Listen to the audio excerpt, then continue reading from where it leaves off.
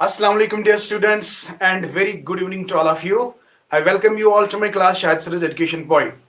बेटा उम्मीद करता हूं कि आप सब खैरियत से होंगे। ओके, तो चले बेटा स्टार्ट करते हैं नेक्स्ट टॉपिक। तो नेक्स्ट टॉपिक थोड़ा बहुत रह गया था कल। हमने रिसर्च प्रॉब्लम के बारे में आपको बताया था और आज मेरा जो टॉपिक है दैट इज लिमिटेशन और वी कैन से सिग्निफिकेंस और we can say scope and limitations of research problem. तो एज पर द सिलेबस में बोल रहा हूं, जो भी सिलेबस के अंदर लाइन है वो मैं आपको बोल रहा हूं।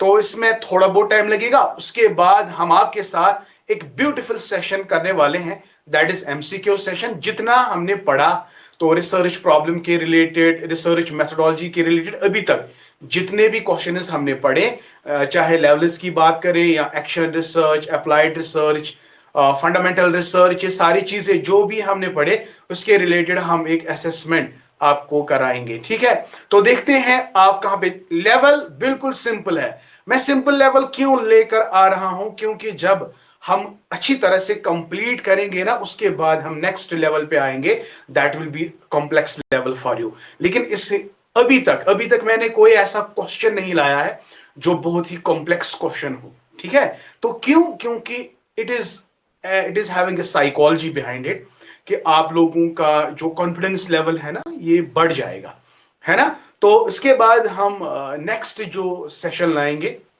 वो थोड़ा बहुत कॉम्प्लेक्स होगा। तो चलिए, तो सबसे पहले आप मुझे ये बता दें कि am I audible and am I visible. Visibility और ऑडिबिलिटी चेक करो जल्दी से। चलिए, so that we can start our session. वालेकुम सलाम, good evening to all of you. तो चलिए जल्दी से।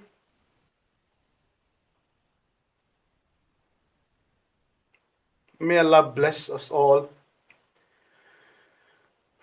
Okay, yes, all clear, all clear. चलिए बेटा, चलिए।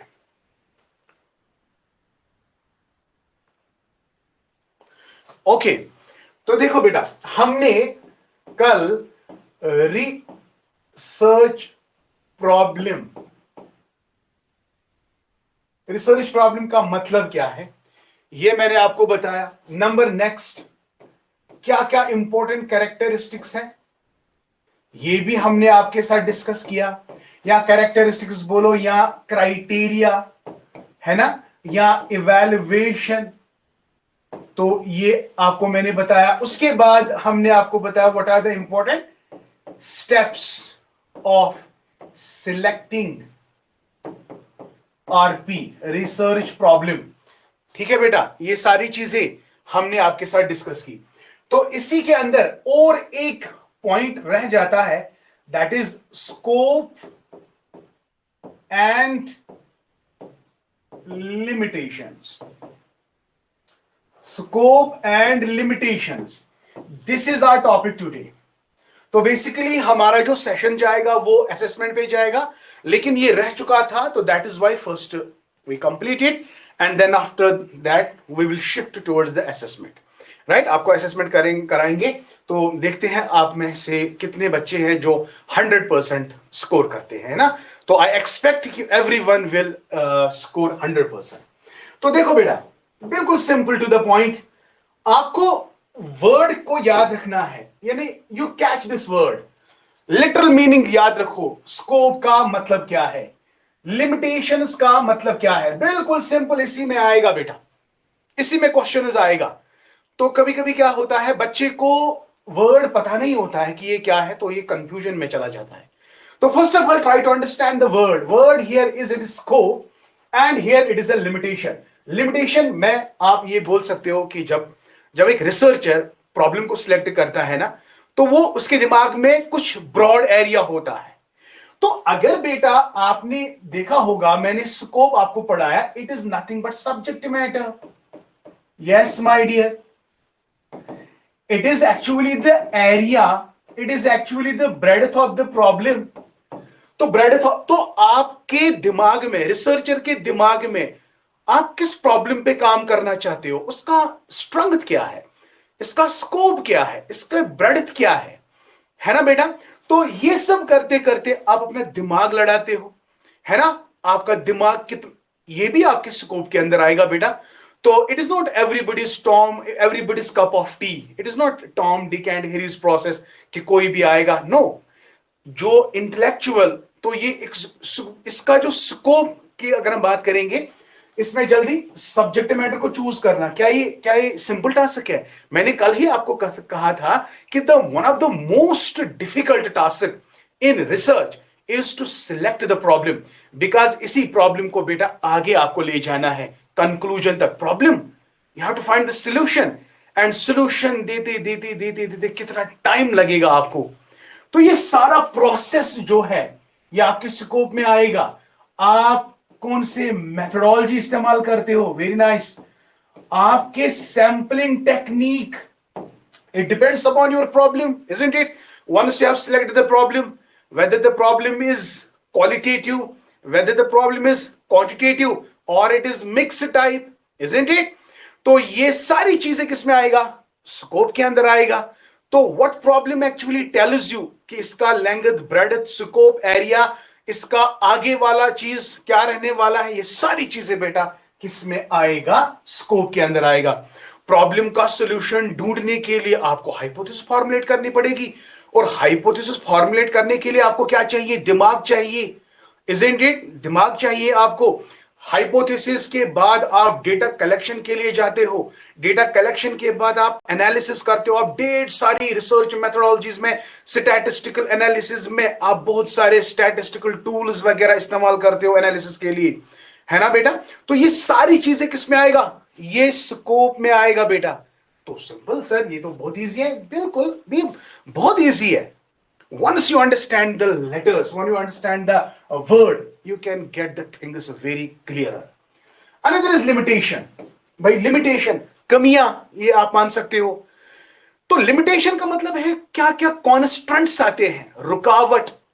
आप प्रॉब्लम पे काम करना चाहते हो, लेकिन सर मैं प्रॉब्लम में आगे जाना चाहता हूं, मेरा सैंपल सिलेक्ट ही नहीं हो रहा है, सैंपल सिलेक्शन में प्रॉब्लम, मेथोडोलॉजी में लेकर प्रॉब्लम है, तो कोई टाइम लंबा जाता है या कम समय के अंदर आप प्रॉब्लम को फिनिश कर देते हो।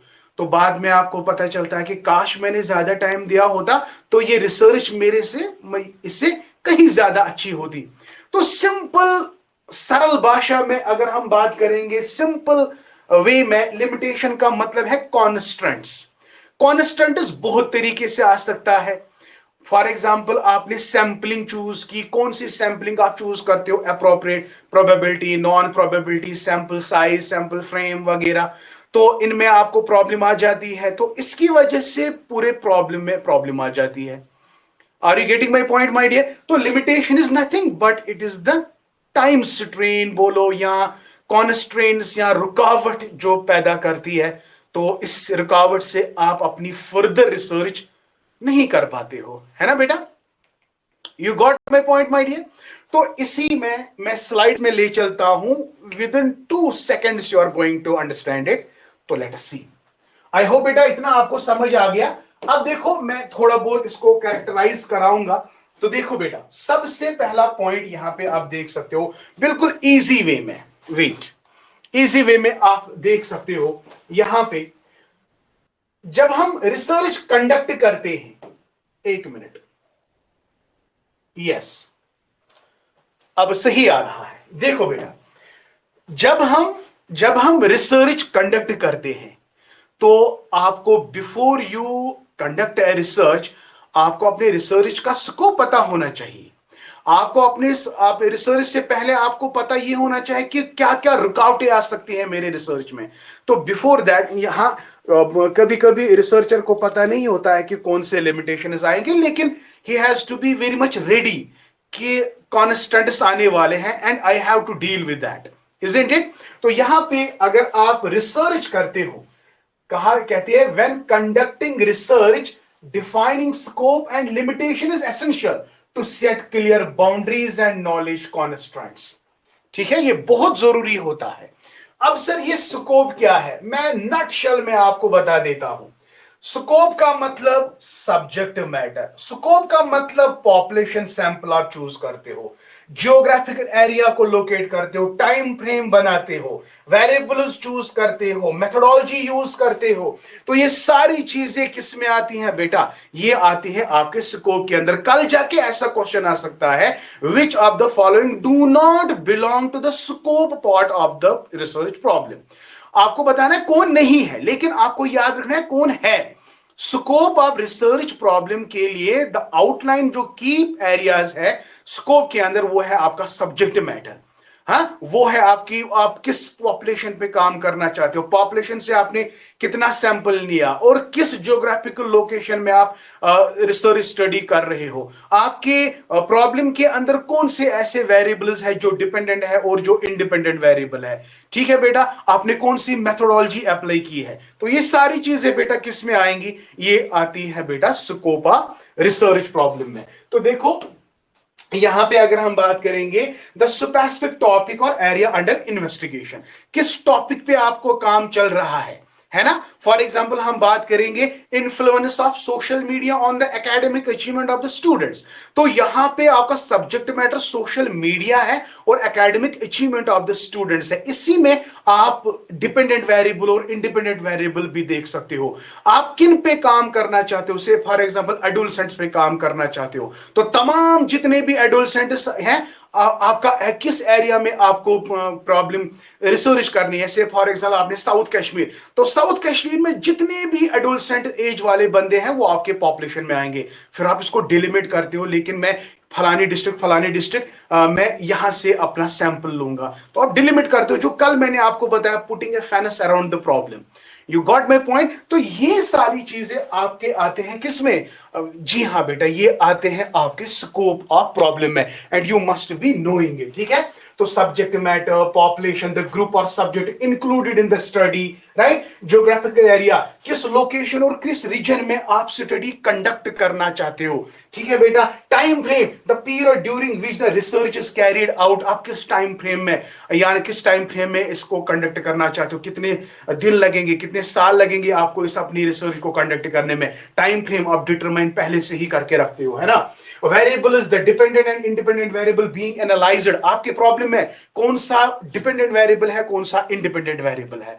आई होप बेटा, मैं जल्दी जल्दी इसलिए बोल रहा हूं क्योंकि ये बहुत सिंपल है, ये it is not a big deal. हाँ, मेथोडोलॉजी में आपने कौन सी मेथोडोलॉजी, क्वालिटेटिव रिसर्च कर रहे हो, क्वांटिटेटिव, या दोनों चीजें आपस में, ट्रायंगुलेशन जो हम आगे आपको बताएंगे, जब more than 2-3 statistical methods are used, तो इट्स कॉल्ड ट्रायंगुलेशन, वो हम आगे आपको बताएंगे।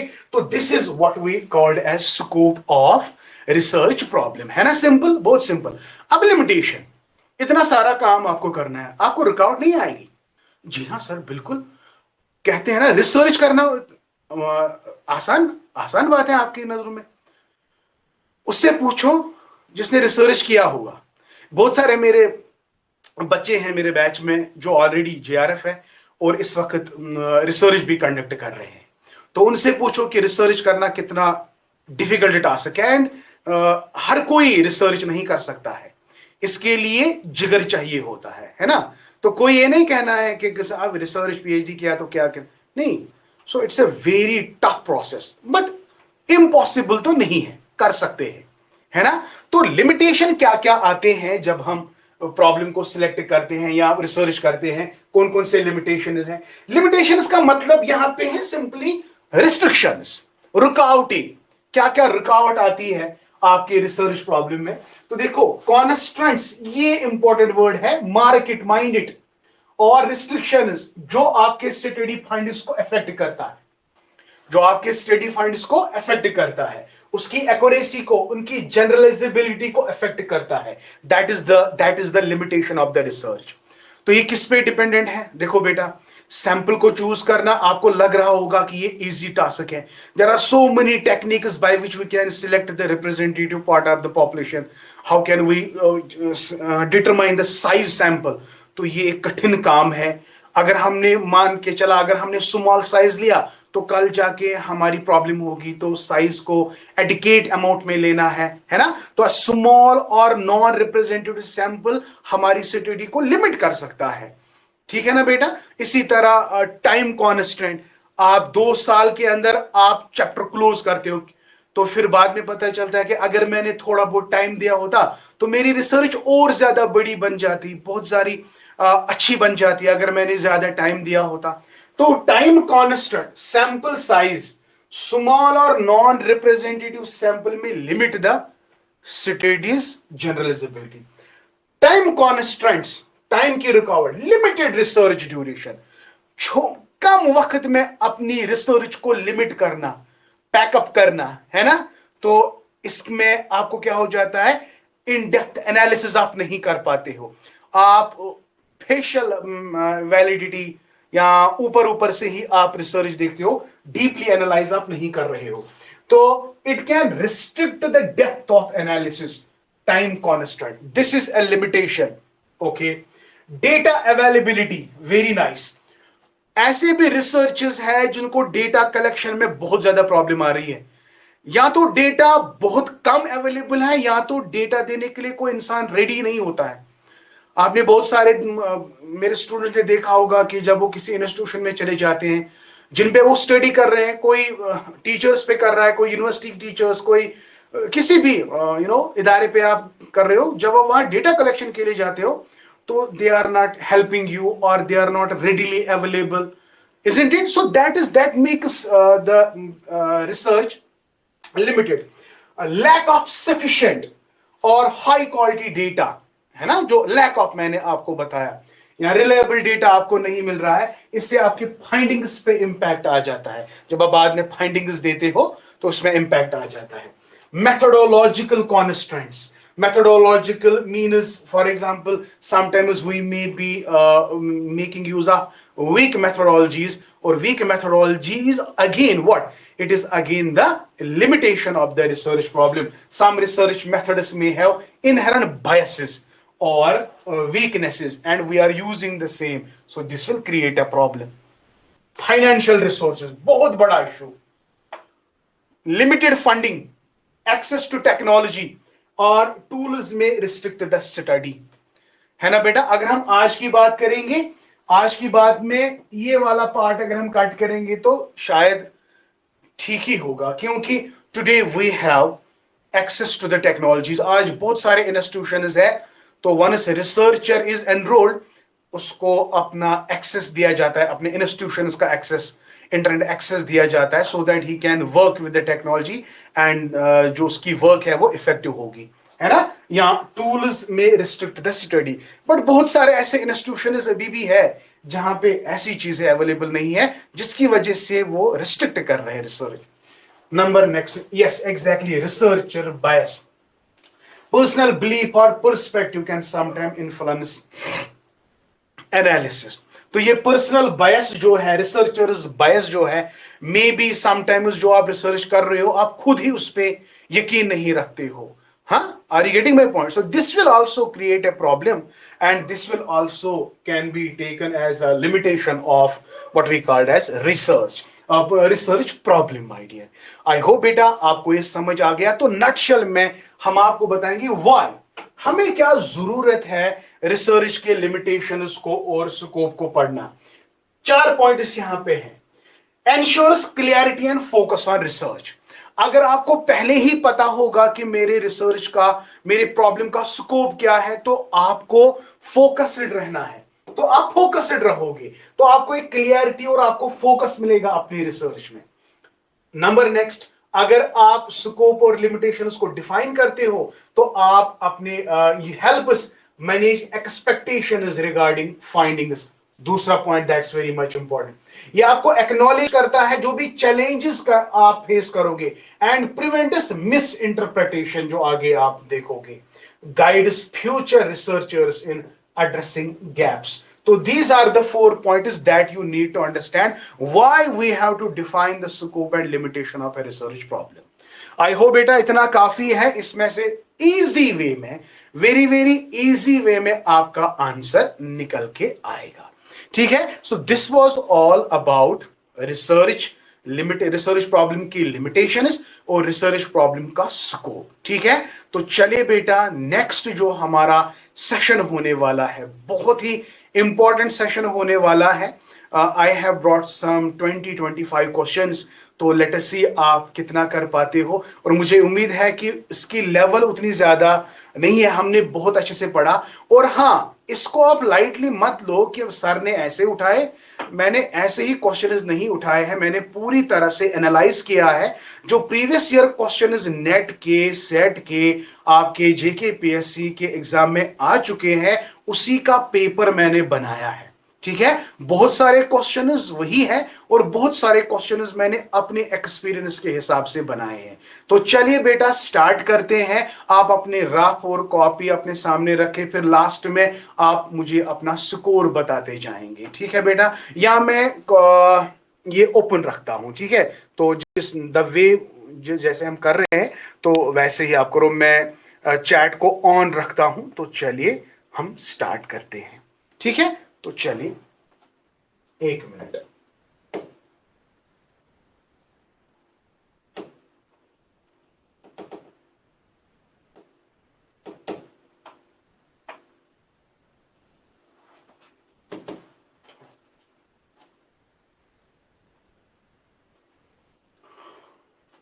हेलो डियर, चलिए बेटा, तो चलिए हम स्टार्ट करते हैं।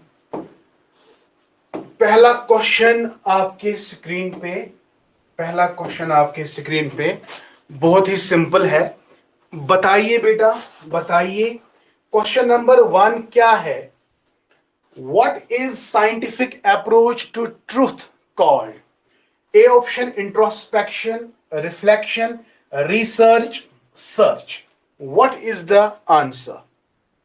शाबाश, okay, very nice, very nice. So this is very simple question and this is the option number C, that is very right. क्योंकि आपको मैंने कहा था रिसर्च, री का मतलब है again and again, search, search for what? Search for truth.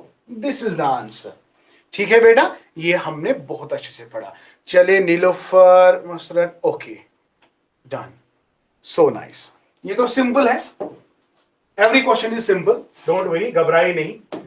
मैं सिंपल क्वेश्चन इसलिए लेकर आ रहा हूं ताकि आपकी कॉन्फिडेंस लेवल बढ़े, क्योंकि मेरे क्लास में बहुत सारे बच्चे हैं बिफोर दे ज्वाइनेड माय इंस्टीट्यूशन, तो उन्होंने कहा कि सर हमने 10 साल पहले एजुकेशन पढ़ी थी, तो इसलिए लेवल जो है थोड़ा बहुत हमारे, आई होप बाकी जो बच्चे हैं जिनको ऑलरेडी, उनको प्रॉब्लम नहीं आनी चाहिए कि ये सारे इतने सिंपल क्वेश्चंस हमें क्यों दे रहा है। आप घबराइए नहीं, जो नेक्स्ट टर्न होगा ना हमारा एमसीक्यू का, वो थोड़ा बहुत इसका लेवल अच्छा होगा, आप घबराइए नहीं। चलिए बेटा, तो क्वेश्चन नंबर 2 की ओर चलते हैं। यस, पढ़िए question. What is the primary objective of research? Primary objective of research क्या है? Number 1, to generate profit, to discover new facts and verify existing knowledge, to create confusion, to increase personal opinions. बहुत ही simple है, बहुत ही simple है, इसमें कोई गड़बड़ नहीं होनी चाहिए। शाबाश, very nice, very nice, yes yes yes. हाँ, Ariyaz, Lone, Shazia, good good good good good, okay okay, चलिए, so nice so nice so nice, okay. Question number 3 पे आते हैं। Okay, which of the following is not a characteristic of research? A option systematic, B subjective, C logical, D empirical. So you have to answer which of the following is not, कौन नहीं है ना? शाबाश, subjectivity, exactly, B बोल रहे हैं सभी बच्चे। Okay okay okay okay okay, good good good good. So it is the subjectivity. ये सारे कैरेक्टरिस्टिक्स हम पढ़ चुके हैं। अब research is which is systematic, which is logical, which is empirical, है ना? ये सारी चीजें हम पढ़ चुके हैं। so nice so nice so nice। चलिए चलिए, हो गया। ओके जिगर, अब चलिए नेक्स्ट क्वेश्चन क्या है, which type of research is based on numerical data and statistical analysis? Very important question. Qualitative, quantitative, historical, exploratory. What is the answer? कल ही हमने पढ़ा जब हमने टाइप्स ऑफ अप्रोचेस आपको पढ़ाए या प्रोसेस पढ़ाई, क्वालिटेटिव वर्सेस क्वांटिटेटिव, है ना? Yes, exactly. So if it is numerical data, if it is statistical analysis, so it is quantitative research. It is quantitative research. इसमें yeah. Okay, good, good, good. चलिए बेटा, okay बताइए इसका जवाब. Next question is the term empirical in research refers to. रिसर्च में हम empirical किसको कहते हैं? Theoretical knowledge, data gathered through observation and experimentation, universe, unverified assumptions, personal beliefs. So which is the right answer? Okay, चलिए बेटा, it is yes exactly, आपने सही से आंसर किया. So it is data gathered through observation and experimentation. ठीक, good, so nice, very good. Observation and experimentation, good बेटा. हाँ, फिर आप बहुत सारे बच्चे एक अच्छा चलो वो लास्ट में हम आपको बताएंगे. चलिए बेटा, हाँ, विच of the following best describes fundamental research? Fundamental research,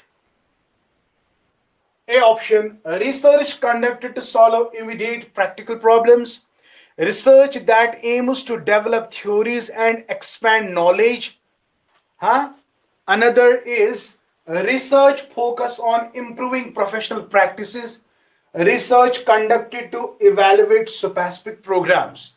तो कल का लेक्चर याद कर लो, ये बिल्कुल भी गलत नहीं होना चाहिए. और ये वाला क्वेश्चन बहुत बार एग्जाम्स में आ चुका है.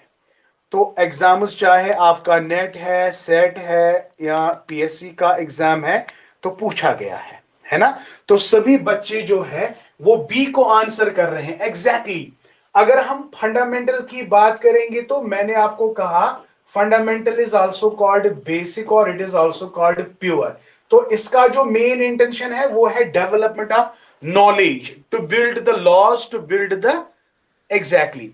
सो action fundamental, Sumaiya Gulzar, A B, ये क्या बोल रहे हो? Action and fundamental, I am not getting. So it is the B option that is very true. Research that aims to develop theories and expand knowledge. Got my point? ये कौन बोल रहा है इमीडिएट एक्शन? अच्छा अच्छा, immediate बोल रहे हो, एक्शन, एग्जैक्टली. वो भी क्वेश्चन आएगा बेटा. चलिए, हो गया. अनदर पॉइंट देखो भाई, आपने कहा तो चलिए, applied research is primarily conducted to, बताइए. Number 1, develop general scientific theories, address specific real world problems, explore abstract philosophical ideas, examine historical events. बताइए क्या है answer? Yes Afroza, Saima, Arshad, Badana, yes Afsha, yes Shabnam, you are right. Iram, Yusuf, Lone, Shahida, Gausunnisa, very true, very true. So it is real world problems, है ना? कल ही तो हमने पढ़ा, इसलिए ताजा ताजा याद रहा होगा, है ना? चलिए, बहुत अच्छा, बहुत अच्छा, बिल्कुल सिंपल है, टू द पॉइंट है, कोई परेशानी वाली बात नहीं है. चलिए, ओके. देखो बेटा, हम ऐसे पढ़ेंगे, याद रखना, जब 2009 का 2016 का जो भी जेकेपीएससी का पेपर होगा, आप वो देखोगे और आप फटाफट याद करोगे, यानी फटाफट आपको ये सारा पेपर आएगा इंशाल्लाह। इस तरह से आपको पढ़ना है। Anisha Jan, please explain it. Already explained it. Go to my previous lecture. I have very nicely explained it. है ना? Applied, fundamental, action. मैंने दो बार वो पढ़ाया है. Twice. Go through my lecture and you will inshallah understand that. Okay? Yes, my dear. तो चलिए, तो इसका बी ऑप्शन से, sorry, in which step of research is the hypothesis formulated? Yes, very important from any examination point of view. Yes, very important. In which step of research the hypothesis is formulated? If you remember, जब मैंने आपको steps पढ़ाए थे, जब हमने आपको कहा था हाइपोथेसिस के बारे में, मैंने आपको कहा था कि जब हम डेटा कलेक्ट करते हैं, वो हाइपोथेसिस पहले, उसके बाद डेटा को क्लियर। तो सेम इज द केस कि हाइपोथेसिस फॉर्मेट कब करते हैं? आफ्टर डेटा कलेक्शन की before selecting the research design, या after analysing data before defining the problem. So it is the before selecting the research design, क्योंकि research design को select करने से पहले हम डेटा तो कलेक्ट नहीं कर सकते हैं ना। You got my point? तो you recall my lecture. You recall my lecture. I very nicely presented that lecture and I told you that you cannot formulate the hypothesis before you are selecting the research design. क्योंकि exactly है ना, क्योंकि पहले हम hypothesis लगाते हैं। May be आप research design आपने किया, बाद में आपने हाइपोथेसिस किया, तो गलत होगा। नहीं, तो जो आपने अभी रिसर्च डिजाइन नहीं बनाना है, तो before selecting the research design you have to formulate the hypothesis. Though before selecting the research design we have to formulate the hypothesis. इसी तरह का एक क्वेश्चन आया था डेटा कलेक्शन, कि डेटा कलेक्शन कब करते हैं? It is after formulating the hypothesis. तो जब आपने हाइपोथेसिस फॉर्मुलेट किया, उसके बाद आप क्या कर रहे हो? यस, तो बहुत ही अच्छा बेटा, आप लोगों ने, सभी बच्चों ने अल्हम्दुलिल्लाह, सभी बच्चे करेक्ट आंसर दे रहे हैं। And it is honour for me, really speaking. I am very much thankful to my Almighty Allah, and then I'm thankful to you people. Yes, really, it's a very good thing. So I am enjoying. No doubt. It is very simple, but don't think it is. आप believe नहीं करोगे, जब 2016 का paper आया था, 2016 paper में इतने simple question आए थे, लाइक ग्रीक वर्ड। आप बिलीव नहीं करोगे, मैक्सिमम स्टूडेंट्स को वो गलत हुए।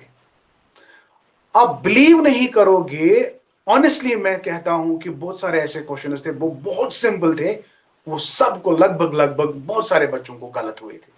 तो दैट इज वाई उसी बात को लेकर मैं सिंपल क्वेश्चंस आपके सामने रख रहा हूं। आपको ये सिंपल क्यों दिख रहे हैं? क्योंकि हमने सिंपल वे में आपको पढ़ाया है, तो कॉम्प्लेक्स आपको खुद ब खुद समझ आएगा।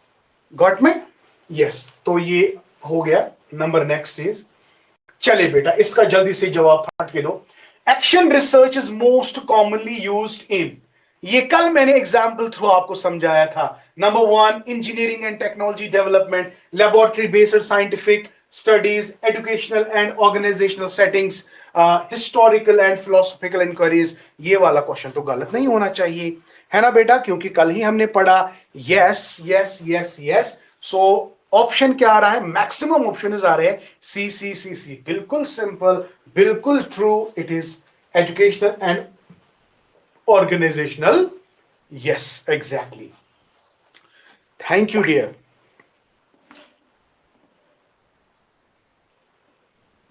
ओके, एजुकेशनल, गुड, बहुत बढ़िया।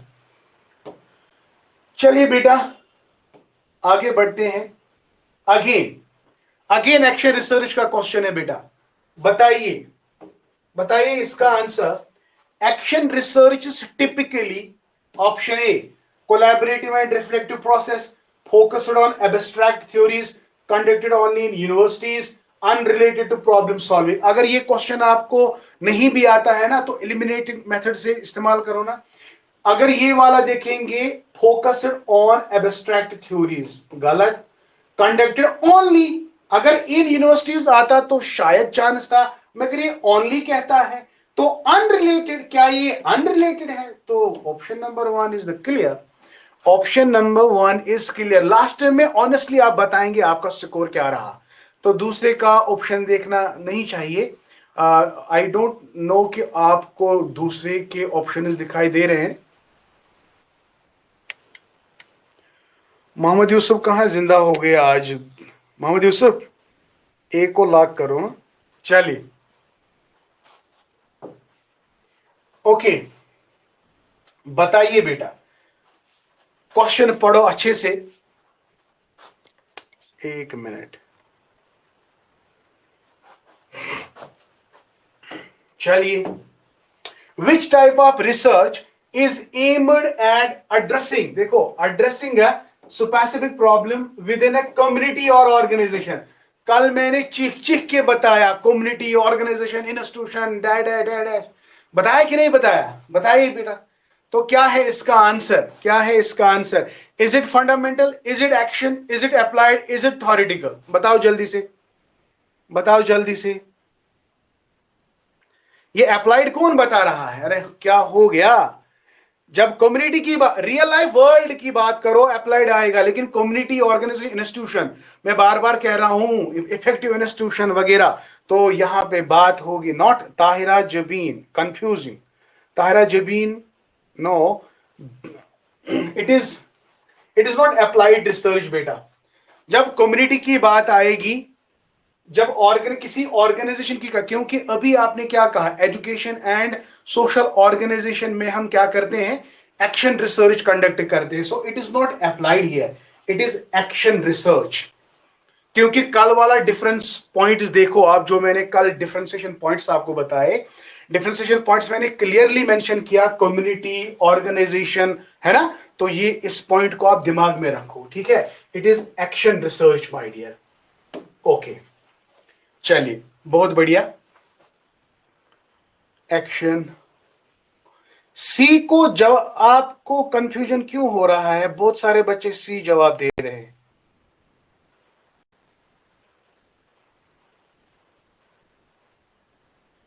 B, yes. Ishrat Bhatt, fundamental research. अरे यार इशरत, आई थिंक आपने लेक्चर नहीं देखा. अभी तो फंडामेंटल रिसर्च का नॉलेज पे मैंने जोर दिया, थ्योरीज पे. तो यहां पे आप कंफ्यूजन क्यों क्रिएट कर रहे हो खुद को? Firdaus Bhat A, oh my god, क्या हो गया Firdaus Bhat? Local action, exactly, exactly, action research. Okay, चलिए बेटा. तो यहां पे आपको कंफ्यूजन हो रहा है स्पेसिफिक, है ना बेटा. यहां पे स्पेसिफिक को लेकर आपको कंफ्यूजन हो रहा है, लेकिन स्पेसिफिक के बाद आप पूरा देखो ना, कम्युनिटी और organisation, within an organisation, ये याद रखो, इट इज एक्शन रिसर्च. ठीक है, चलिए बेटा आगे बढ़ते हैं. चलिए बताइए.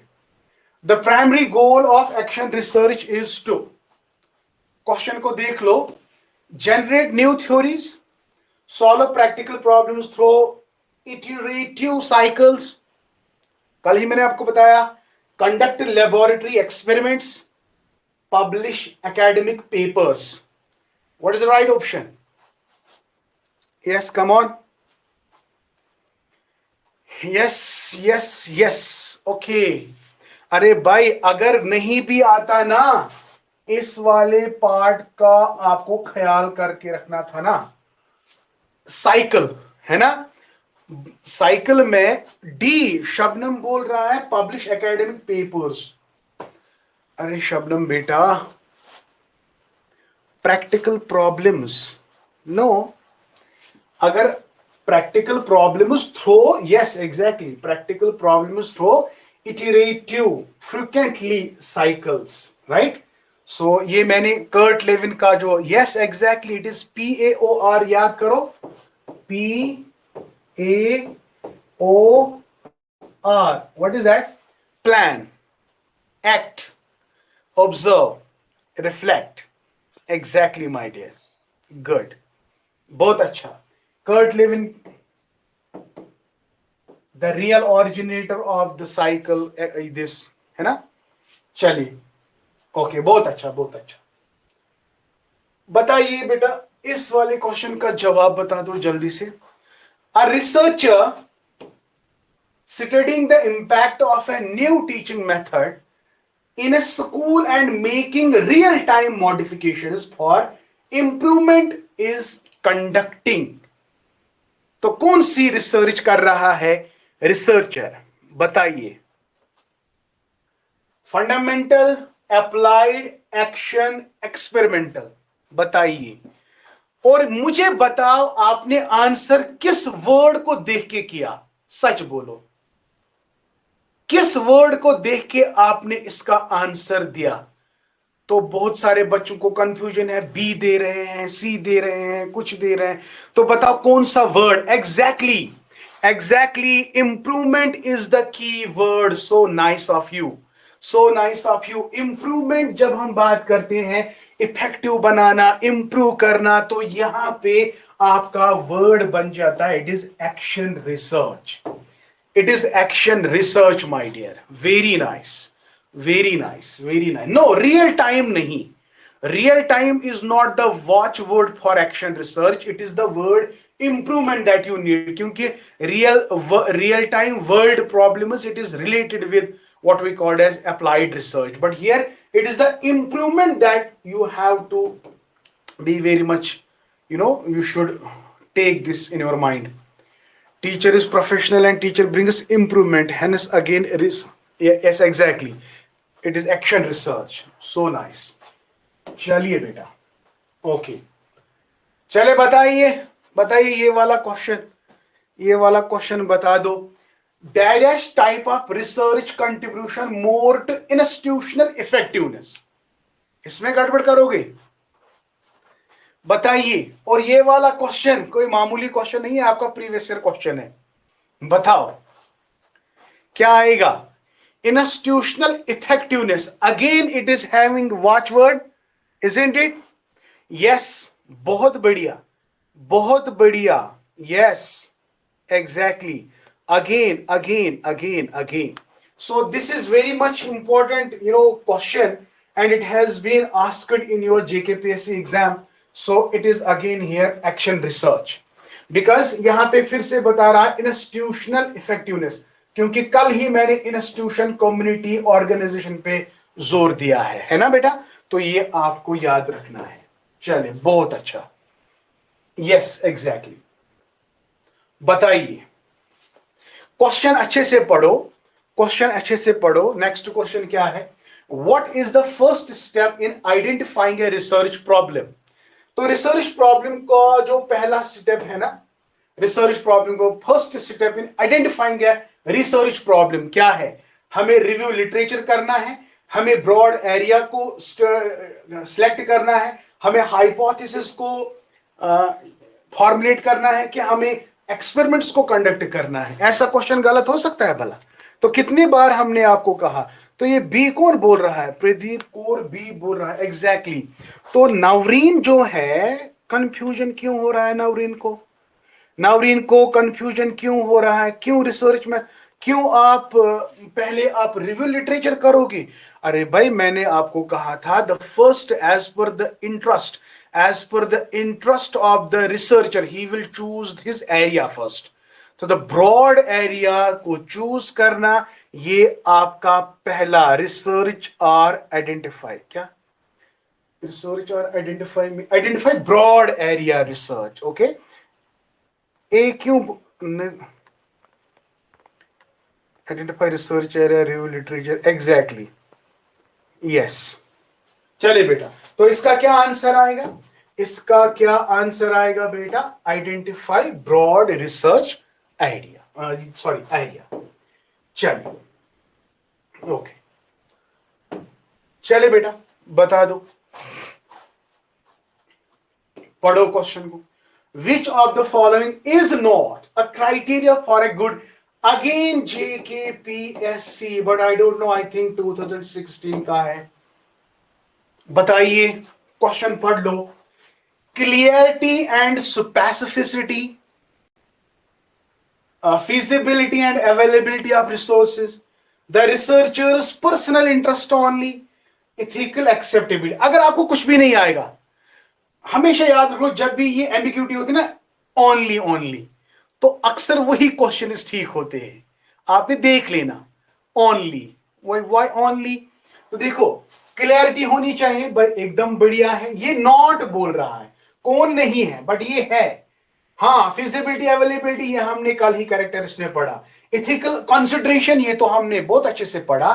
But this is not, this is not a criteria for a good researcher problem. Okay, ये कल ही हमने पढ़ा बहुत अच्छे से. चलिए, हो गया. बताइए, a research problem must be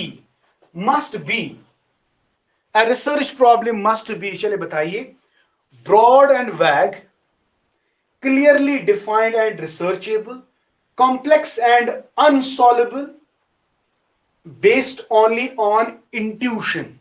What is the right option? Yes.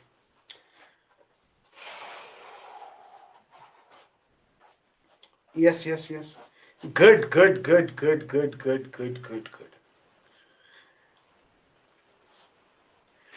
Yes, देखो ब्रॉड तो होता, लेकिन ब्रॉड के साथ ये वैग इसको क्रिएट करता है, तो इसलिए गलत.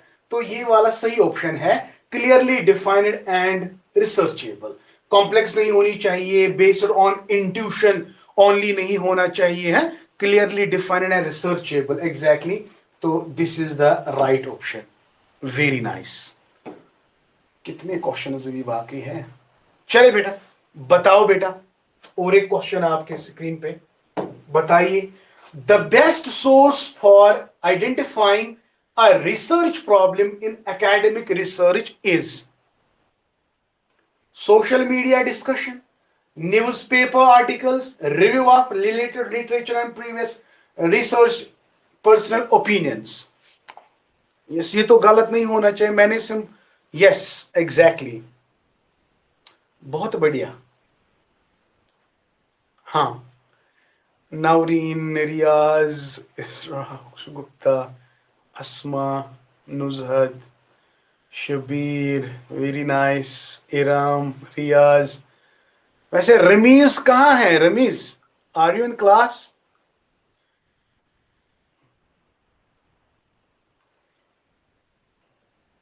Ramiz, are you in class? I think no, I was कॉन्डिंग.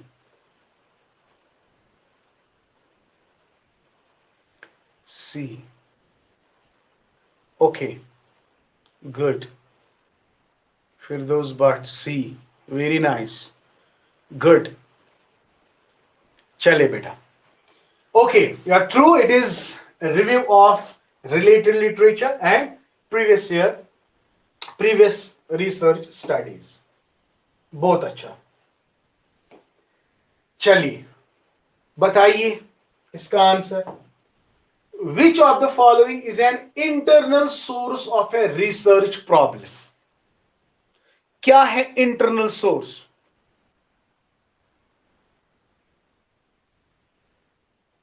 बताइए.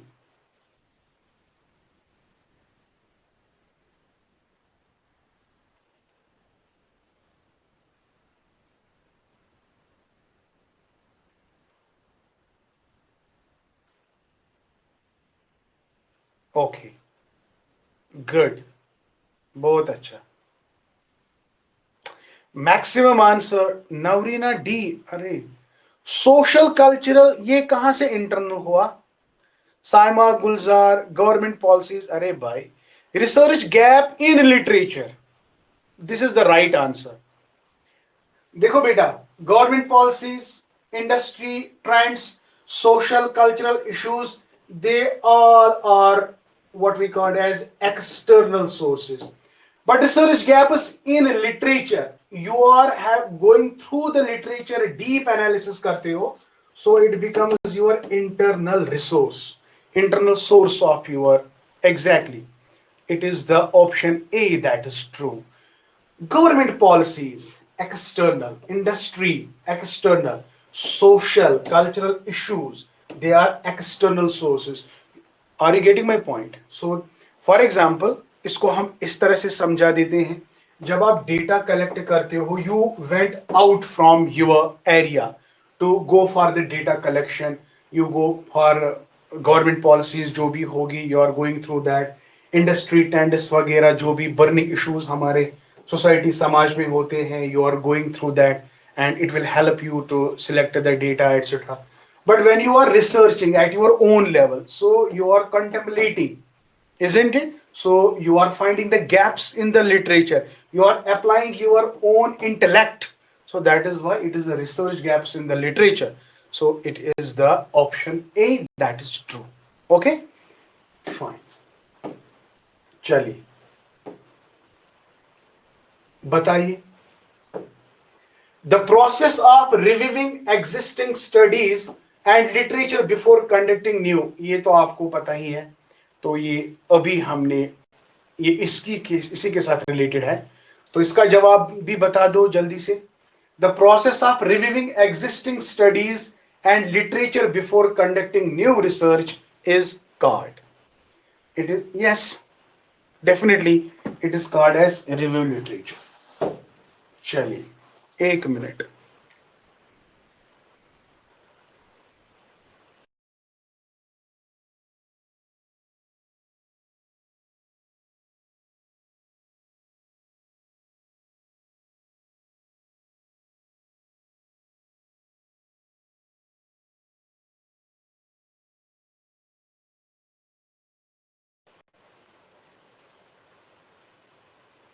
Okay, beta.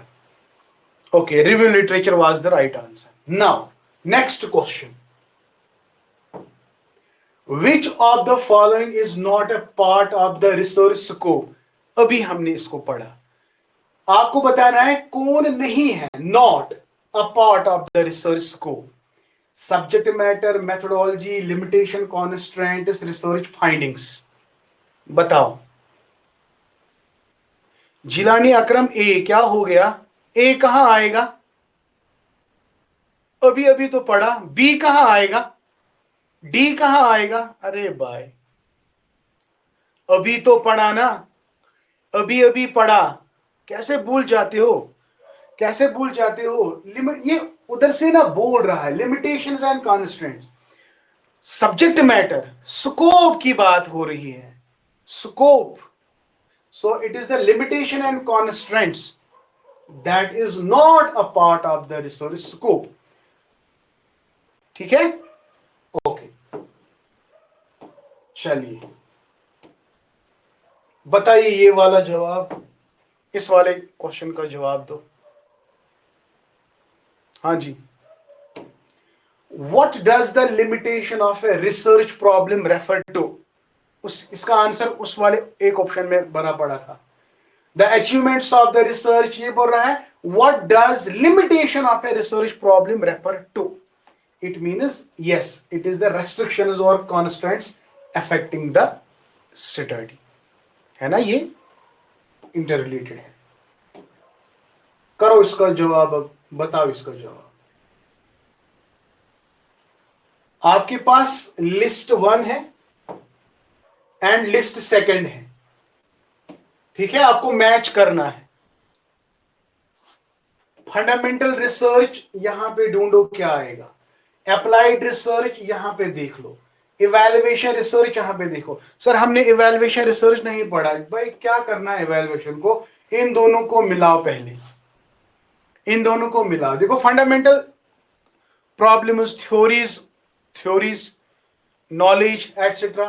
तो fundamental research, exploration, advancement, scientific knowledge, additional basis, laws and principles. अगर अप्लाइड करेंगे, exploring applicability of research based knowledge in a given field. Applied research को हम apply करते हैं, fundamental research को हम इसे डेवलप करते हैं, addition, basic, laws and this. ठीक है बेटा. तो अगर इन्हीं दो को आप मिलाओगे, A2B1, A2 वैसे तो एक ही है A2, बाकी खुद ब खुद एलिमिनेट हो जाएंगे, है ना। तो बचा कौन, खाली ए है ऑप्शन में, तो बी एग्जैक्टली। तो ये बेस्ट तरीका है एलिमिनेशन, खाली ए, एक ही को करो, बी का वन आएगा, बी का वन, मामला खत्म। सी का आई भी है, तो आपने evaluation research, explore research based knowledge about a specific practice. तो चलिए हो गया ये वाला पार्ट क्लियर। तो ये वाला पार्ट ये नेट के पेपर में 2023 शायद आया था, इस तरह का पेपर। इसी तरह का और एक क्वेश्चन है, बिल्कुल सेम, बिल्कुल सेम है। देखो टाइप 1 को टाइप 2 के साथ आपको ये करना है। ट्रू एक्सपेरिमेंटल रिसर्च, सर अभी तो ये नहीं पढ़ा, चलो आपने नहीं पढ़ा कोई बात नहीं, बेसिक पढ़ा, अप्लाइड पढ़ा, इवैल्यूएशन अभी पढ़ा। अप्लाइड बेसिक में देखो फंडामेंटल में क्या है, ठीक है। अगर हम एक्सपेरिमेंटल, हमेशा याद रखो एक्सपेरिमेंटल में हम, सर मैच वाले ऑब्जेक्टिव्स में थोड़ा टाइम प्लीज, यस एग्जैक्टली मैं दूंगा, कोई बात नहीं, चलो करो खुद ही। चलिए ये लास्ट, वैसे लास्ट क्वेश्चन है।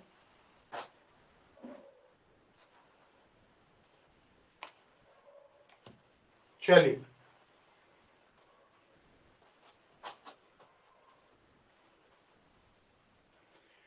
एलिमिनेशन मेथड से सब कुछ हो सकता है, अगर आप एलिमिनेट करोगे ना बाकी सारे खुद ब खुद एलिमिनेट हो जाएंगे।